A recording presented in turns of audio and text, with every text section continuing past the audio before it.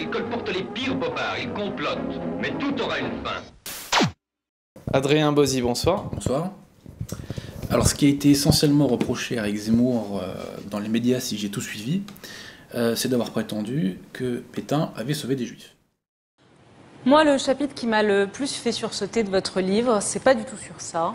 C'est janvier 73, Robert Paxton, notre maître à tous.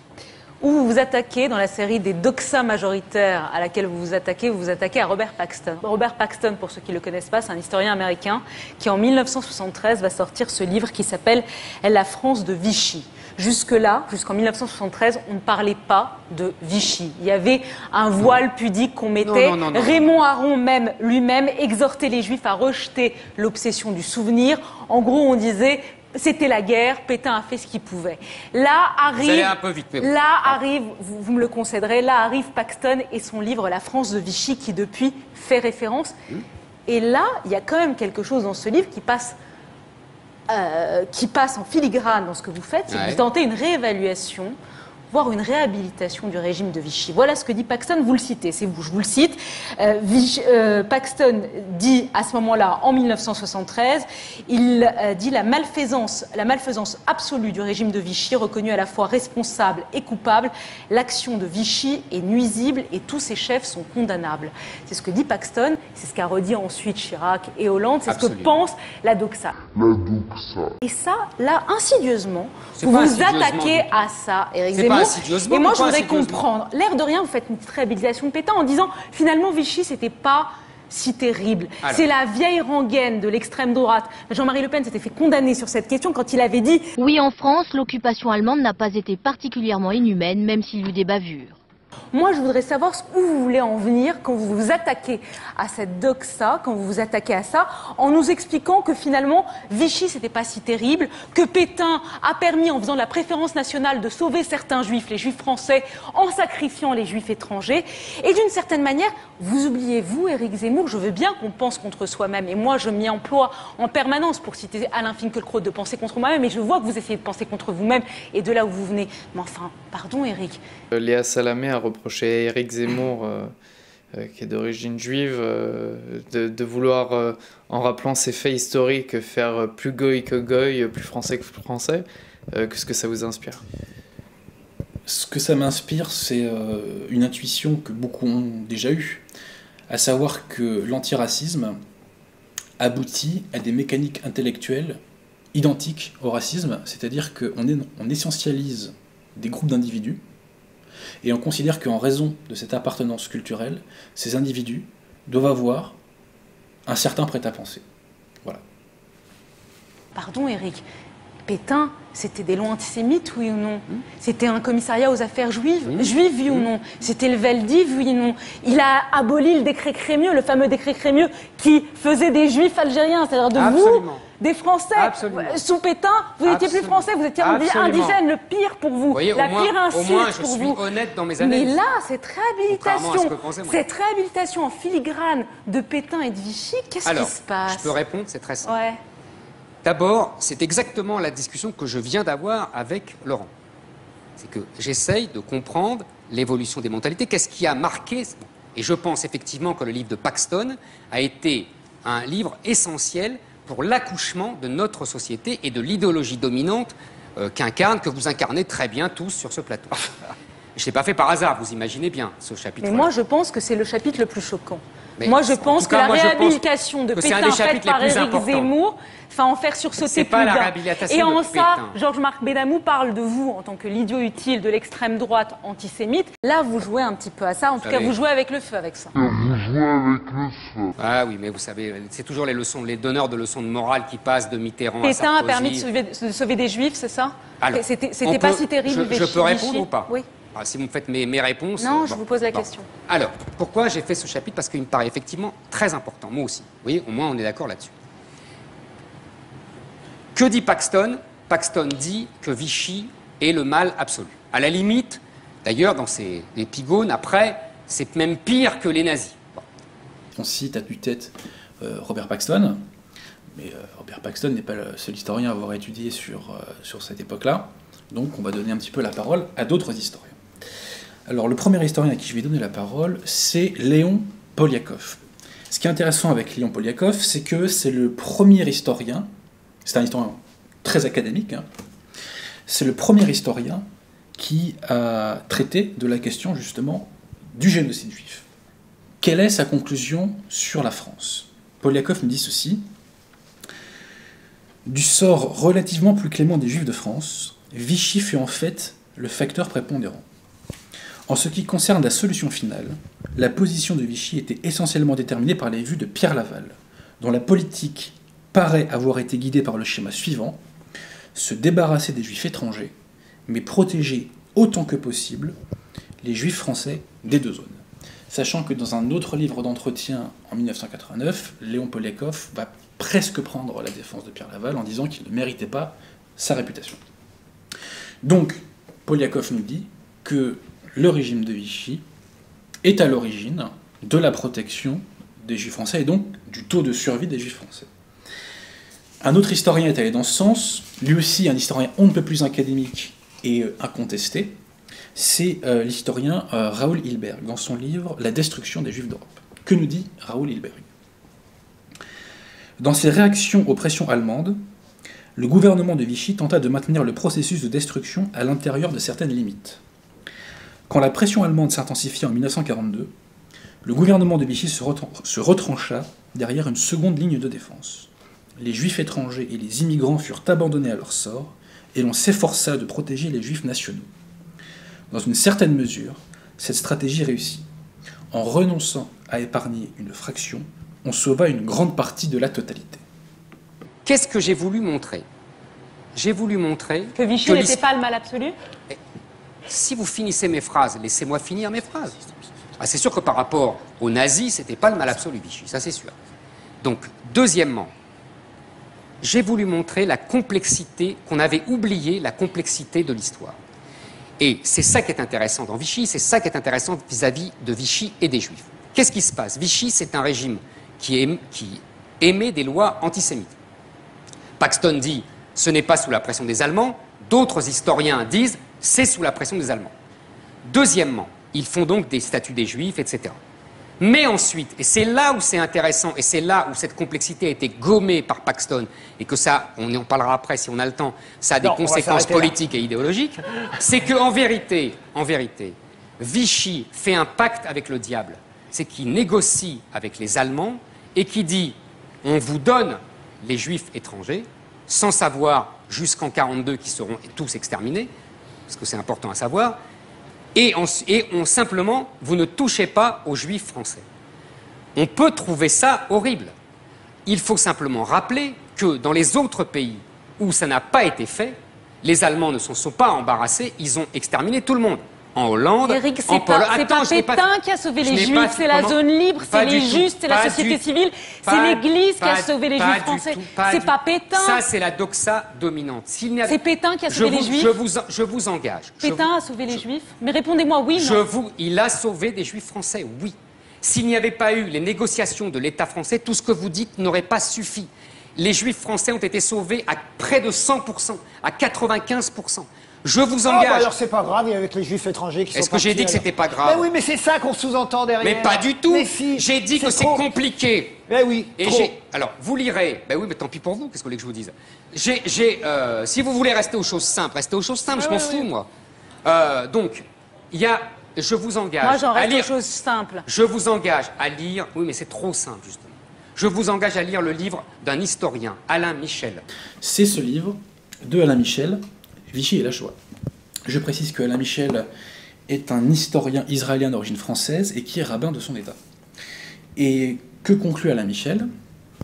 Vichy est certes criminel, mais il est l'élément principal qui explique comment 75% des Juifs de France ont survécu, même si bien sûr, comme nous venons de le montrer, il n'est pas l'élément unique qui explique ce résultat. Alain Michel nous dit aussi, en parlant des dirigeants de Vichy, qu'ils aient commis des erreurs et même des crimes, c'est certain, mais que leur action ait eu finalement des conséquences plus positives que négatives, cela nous semble également une affirmation raisonnable. Que je cite, oui, vous le citez. Que je cite, qui est à la fois rabbin et historien et qui vit en Israël, et qui dit exactement ce que je viens de vous dire. Éric Zemmour, pourquoi vous essayez de réhabiliter ou de Mais je réévaluer réhabilite vous rien. réévaluez Alors, le régime de Vichy. Pas du tout, Vous c'est pas réévaluez- tout ce que vous dites C'est est au dangereux. contraire l'inverse qui est dangereux. Vous Dangereux, Je vais vous dire justement, pourquoi. en admettant que vous n'ayez pas des ambitions, on va dire, enfin, ou des idées aussi négatives que celles qu'on vous prête. Est-ce que vous vous rendez compte que ce que vous écrivez ou ceux que vous citez peuvent être parfois mal compris par des lecteurs et que ça peut devenir dangereux? Alors, si C'est je juste ça que Si j'essaie je de vous comprends faire bien, tous les comprendre. lecteurs sont des imbéciles. C'est pas ce que je dis. Moi, ce que je dis, pourquoi j'ai Mais dit ça? moi, j'en suis déjà un, manifestement. Pourquoi? J'ai jamais dit ça. J'ai dit vous faites exprès. C'est pas la même chose. Non, je fais pas exprès. Pourquoi vous voulez, dans ce livre, pourquoi réévaluer- Et je vais vous dire pourquoi. Ou Parce que réhabiliter je réhabilite rien. Pétain et Je Vichy. réhabilite rien. Je vous rappelle que le premier livre sur Vichy, vous avez dit on parlait jamais de Vichy, c'est faux.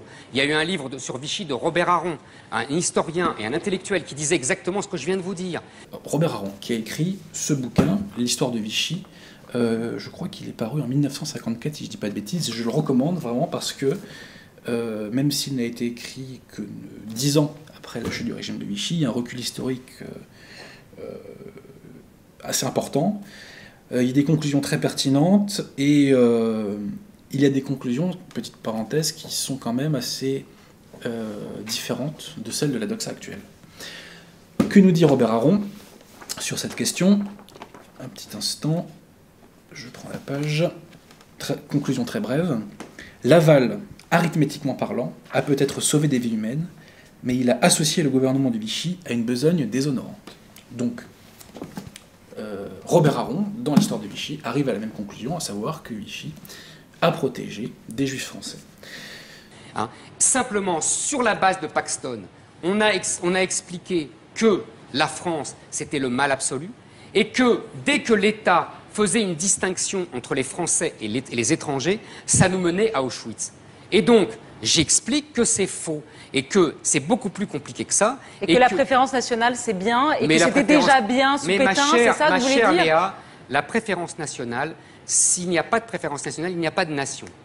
C'est simple. Si on ne préfère pas les siens aux étrangers, il n'y a plus de nation. Moi, je note en tout cas que parfois j'ai le sentiment chez vous, et j'ai eu le sentiment sur ce chapitre-là particulièrement, que vous avez peut-être, vous aimez tellement la France, vous voulez tellement, vous, le juif, faire plus goy que goy, faire plus français que français, que vous en arrivez à remettre en cause Vichy, à réévaluer Pétain. Là, c'est dangereux. Est-ce que vous pourriez éviter la psychanalyse de bazar? Non, je sais que vous pensez mais que toutes ça les serait femmes. bien. Je sais que vous Ça pensez serait que toutes bien. les femmes et que toutes Non, les mais parce femmes que là, en journalistes font l'occurrence, la psychanalyse de pourquoi? bazar. Est-ce que vous pouvez m'expliquer Je sais qu'on pourquoi? n'est pas capable de conceptualiser nous, Léa, les femmes. pourquoi vous me ramenez à mon état de juif? Pourquoi? Je pourrais monter sur mes grands chevaux Vous avez et raison. vous dire que c'est antisémite. Je suis Je vous un je Français. vous ramène pas, je m'interroge. Je suis un Français qui m'interroge aussi. Voilà. Moi aussi, j'ai le droit de critiquer Paxton. Ce n'est pas Dieu, Paxton. Selon la doxa paxtonienne, le statut des Juifs a été fait en l'absence de toute influence allemande. C'est pas tout à fait exact, c'est même faux. Dans quelles circonstances ce statut des Juifs a-t-il été adopté? Donc, je me répète, Paxton nous dit Vichy l'a fait de façon purement autonome, en l'absence de toute pression allemande. Que s'est-il passé en fait? Le 7 septembre 1940, les Allemands font savoir au gouvernement de Vichy, au gouvernement français, qu'ils comptent faire une ordonnance sur la question, enfin sur les Juifs en zone occupée. Le 10 septembre, réunion d'urgence, entre guillemets, au Conseil des ministres à Vichy pour traiter de la question juive. Le 25 septembre, le ministre des Affaires étrangères de Vichy, qui est Paul Baudouin, écrit une lettre de protestation aux Allemands. Et il proteste contre les projets d'ordonnance allemands sur les populations juives de zones occupées. Et donc, le 27 septembre, les Allemands n'en ont cure, et ils font leur première ordonnance, qu'on appelle entre guillemets d'arianisation, c'est-à-dire une ordonnance pour confisquer les biens des Juifs en zone occupée.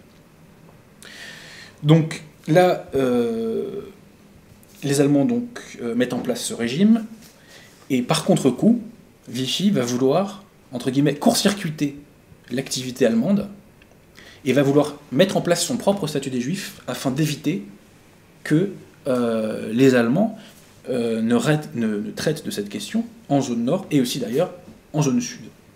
Et donc le 3 octobre, donc juste après ces événements, le 3 octobre, est publiée la première loi, le premier fameux statut des Juifs, qui consiste en gros à interdire aux Juifs certaines professions. Par exemple, dans la fonction publique, dans le cinéma, dans la presse, et peut-être que j'oublie encore un ou deux domaines économiques. Sachant qu'il y a des dérogations dans cette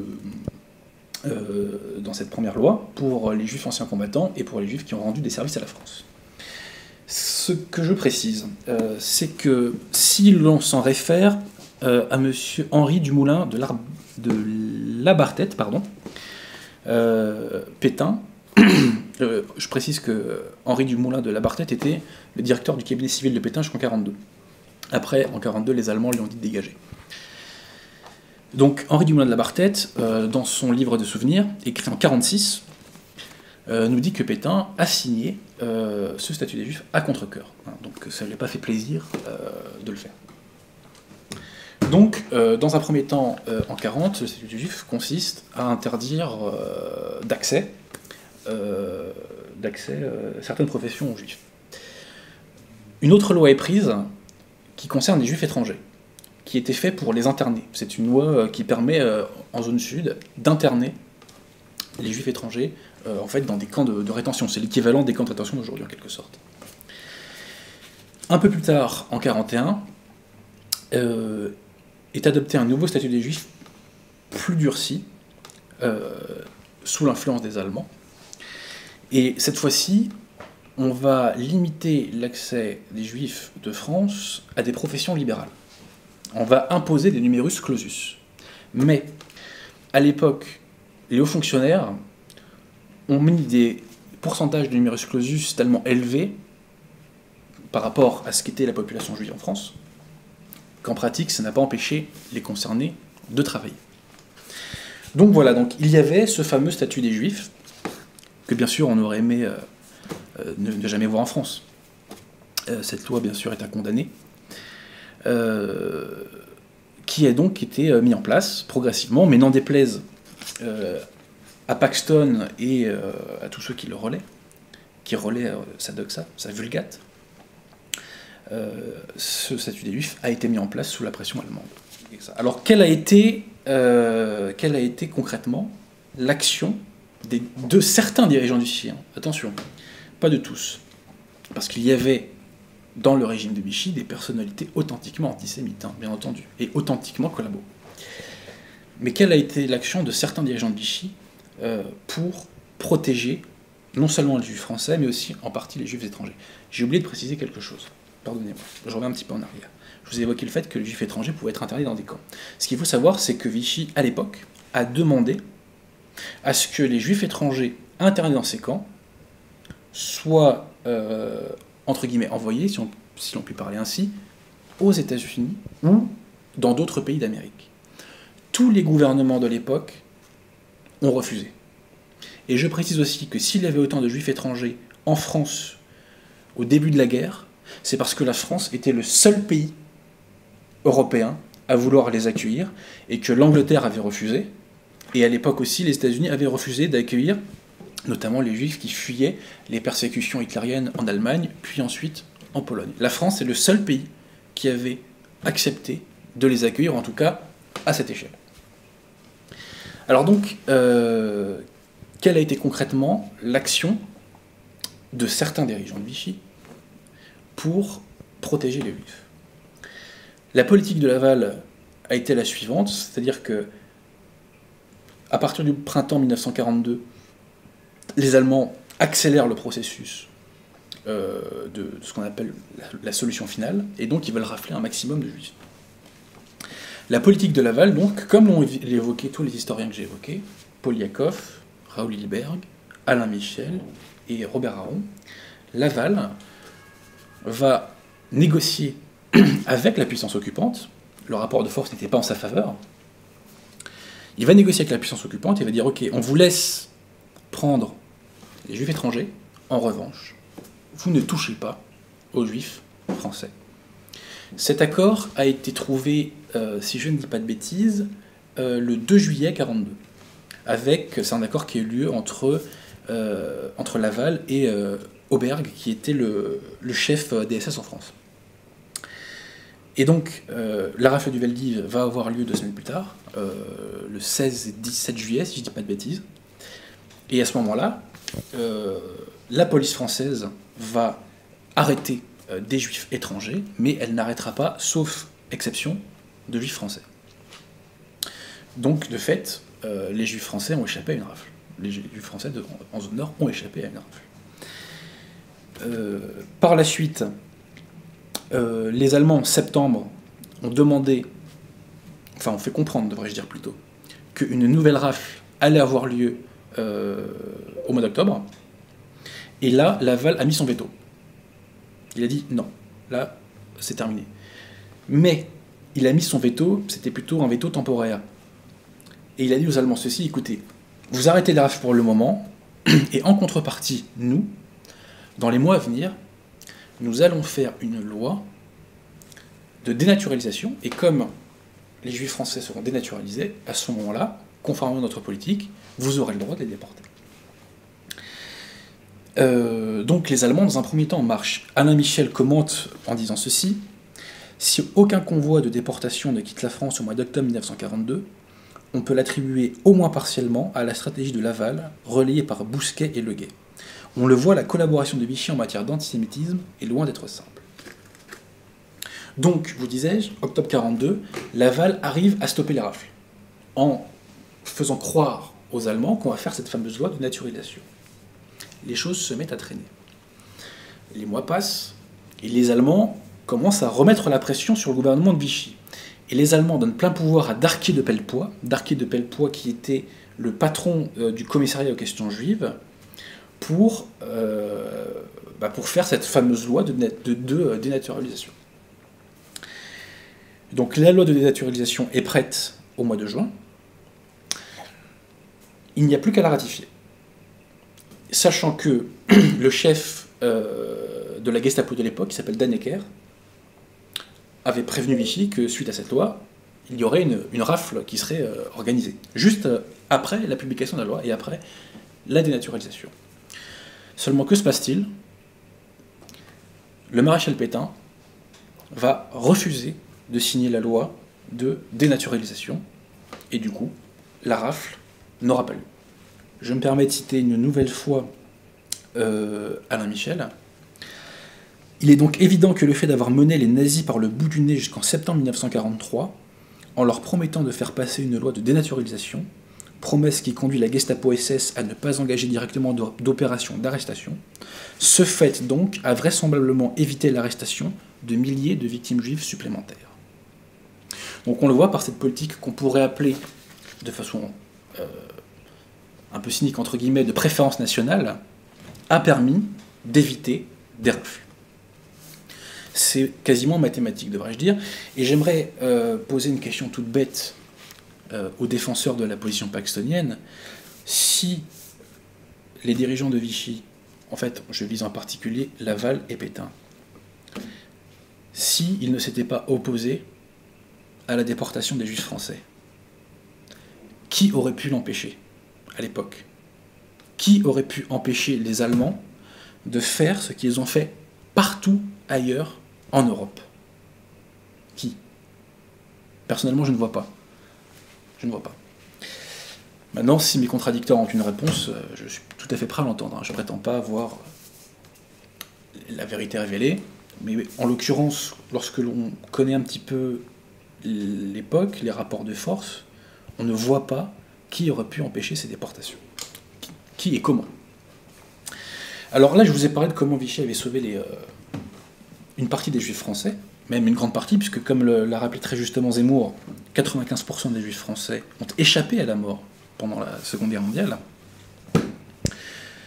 Vichy, directement ou indirectement, a contribué aussi au sauvetage des Juifs étrangers. Donc, Robert Aron nous dit, en revenant sur la fameuse journée de juillet, le jeudi 2 juillet 1942, à Vichy, le Conseil des ministres, fort ému de la menace, jette du lest et décide, avec l'approbation de Pétain, de distinguer en zone libre entre les juifs français et les juifs étrangers. Les premiers demeureront sous la souveraineté et la protection du gouvernement français. Pour les autres, on contestera les chiffres que Darquet de Pellepoix a communiqués aux Allemands et selon lesquels ces victimes abandonnées à la législation nazie seraient au nombre de 54 000. Darquet de Pellepoix vient prévenir Dannecker de la fausseté de Vichy. Le ministre de l'Intérieur a eu l'audace de ne signaler que 12 000 juifs étrangers en zone libre. Les statistiques sont truquées sur ordre gouvernemental. C'est-à-dire que Vichy a volontairement déclaré un nombre plus petit de juifs étrangers en zone sud pour que les Allemands, entre guillemets, raflent sur une base plus restreinte, si on peut s'exprimer ainsi.